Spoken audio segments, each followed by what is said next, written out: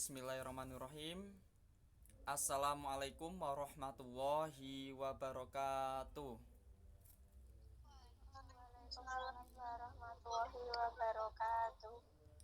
Yang kami hormati Ibu Siti Patonah selaku dosen perancang dan pengembangan kurikulum, dan tak lupa teman-teman mahasiswa PPG Prajabatan PGSD kelas E yang berbahagia. Pertama-tama marilah kita panjatkan puji syukur kehadirat Allah SWT, karena berkat rahmatnya kita semua masih dapat berkumpul di dalam ruang virtual ini dengan keadaan sehat walafiat. Kita ucap dengan bacaan hamdalah alhamdulillahirrabbilalamin. Kedua kalinya sholawat dan salam kita aturkan kepada junjungan Nabi besar Muhammad Sallallahu Alaihi Wasallam. Semoga kita termasuk umatnya yang mendapat syafaat di yaumul akhir nanti. Amin. Perkenalkan, kami dari kelompok 4 mata kuliah perancang dan pengembangan kurikulum. Sebelumnya izinkan saya memperkenalkan diri dan anggota kelompok kami. Perkenalkan, nama saya Joni Lukman Hakim sebagai moderator yang akan memimpin jalannya diskusi pada kesempatan kali ini. Kemudian ada anggota kelompok 4, Ayu Rizkia, Diah Ayu Putri Utami, Eva Maila Sofia, kemudian ada Dwi Agustin Wulandari. Langsung saja kita menuju ke penyajian materi. Penyampaian materi yang akan disampaikan oleh saudari Ayu Rizkia. Waktu dan layar kami persilahkan. Baiklah, terima kasih. Saya di sini akan menjelaskan tentang kredibel. Oke, artinya adalah dapat dipercaya. Sedangkan definisinya adalah sebagai kepercayaan, kehandalan, akurasi, keadilan, dan objektivitas. Selanjutnya, berdasarkan Kamus Besar Bahasa Indonesia, kredibilitas adalah suatu perihal yang dapat dipercaya. Jadi, kredibel berarti sudut pandang didasarkan dan dapat dipercaya.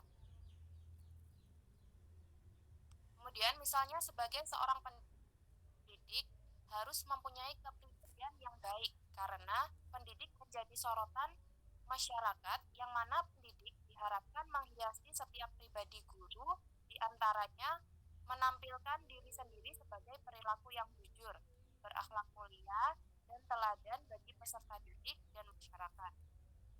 Kemudian peserta didik juga diharapkan bukan hanya berperilaku terpuji di depan teman atau guru, tetapi juga di lingkungan baik di sekolah maupun di lingkungan masyarakat. Contohnya bisa diterapkan pada saat evaluasi, yang mana guru berpesan kepada peserta didik harus mengerjakannya secara mandiri. Hal ini siswa diminta untuk jujur. Itu menunjukkan bahwa adanya kepercayaan yang dilakukan guru dan siswa. Untuk materi selanjutnya saya serahkan ke moderator. Baik, terima kasih. Dilanjutkan ke penyampaian materi yang selanjutnya akan disampaikan oleh saudari Diah Ayu Putri Utami. Waktu dan layar kami persilahkan.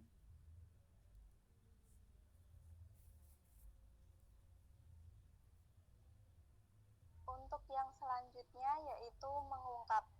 Mengungkap merupakan kemampuan seseorang untuk dapat menemukan informasi, ide, atau gagasan, dan mengemukakan pendapat, sudut pandang, saran, dan keinginan yang dimilikinya secara langsung, jujur, dan terbuka pada orang lain.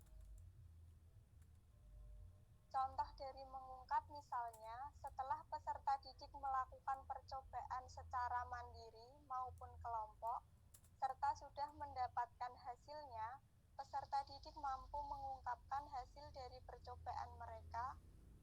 sudut pandang mereka, dan siswa juga dapat mengungkapkan atau memaparkan kendala yang dialami saat melakukan percobaan.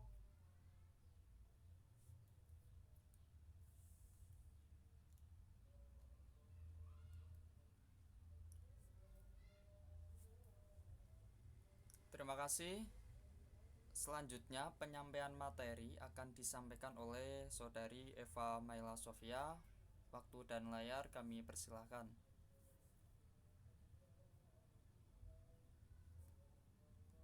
Terima kasih atas waktunya. Yang selanjutnya terkait wawasan. Wawasan berarti tinjauan, pandangan, konsepsi cara pandang. Wawasan bukan hanya mengetahui pengetahuan, informasi yang luas, tetapi juga mampu menggambarkan dan menjabarkan sudut pandang yang dimiliki. Misalnya, peserta didik belajar mengenai ilmu pengetahuan alam dan sosial tentang fotosintesis. Contohnya, siswa diajak untuk melakukan percobaan fungsi batang, yang mana siswa dengan melakukan percobaan dapat memperoleh pengetahuan dan informasi sesuai apa yang mereka lakukan dan dapat menjabarkan atau menyampaikan dari sudut pandang yang telah mereka pelajari melalui percobaan tersebut. Dengan melakukan percobaan, siswa mempunyai wawasan serta sudut pandang sendiri dalam memahami suatu materi. Untuk selanjutnya saya serahkan ke moderator. Terima kasih. Terima kasih. Untuk materi selanjutnya akan disampaikan oleh saya sendiri. Untuk selanjutnya adalah masuk akal.